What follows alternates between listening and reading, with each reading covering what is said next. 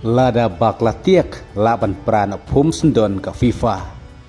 Berngem ki klub na Europe ban boykot ya ke klub World Cup arajar atau kendai. Bat pan jingrap ujiani Infantino na Presiden Donald Trump ban nyerap u ban ne hakasuki Presiden jengka FIFA. Kadba mi ki katto keneteli ki Asian Football Association ban kersian ya ujiani Infantino bandang ne hak kerdan kum Presiden jengka FIFA. Kadba ka basyong sir menta kadai baki ba persya lanai ki basngo persya ya ujiani Infantino ba undang ne kum Presiden jengka FIFA. Lada umtre ban risaino na kasuki Presiden kin form sendon anai kin sedang sendon da ka wepat ka international competition ka ba kim tresu bana simbenta hak FIFA. Hadin kejing berngem jong ka UEFA ban boykot jeka World Cup arajar laipo lada Presiden jong ka FIFA katau Gianni Infantino umtre ban risaino na kasuki Presiden. Ha kabala miru bun ki confederation ki bala kersian nya ka UEFA da ka dawa bau Presiden jong ka FIFA pementa katau Gianni Infantino udah berrisaino ia kasuki Presiden. Kum takat kum ki kubor laong bau Gianni Infantino lapandro ka jingerap na Presiden Donald Trump ban nyerapi u bandang ne hakasuki Presiden jong ka FIFA. Namar Presiden Donald Trump ula ai ka jingero ke bapura yau Gianni Infantino kumu Presiden jong ka FIFA.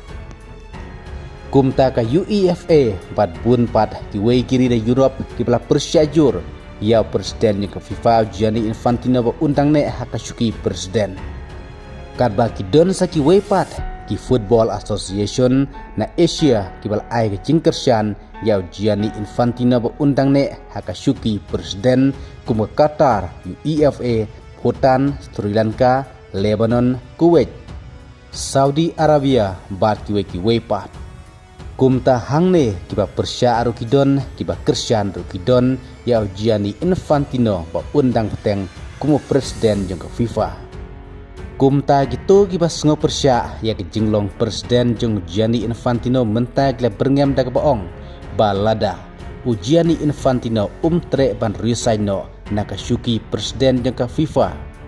Gila kloy ru menta wat ban seng lane ban form thamai da ka wepat ka international competition da ka bakin kentaj no wat panasimenta habaro i program jinakai football ka FIFA. Kumta ladakan ja hakata kerukom kata kemut baka FIFA kansa prano sendon pum.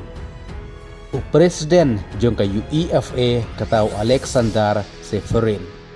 Ula penbor ya ki klub na Europe bakin boykot sendon ia ka klub World Cup arajar apukendai.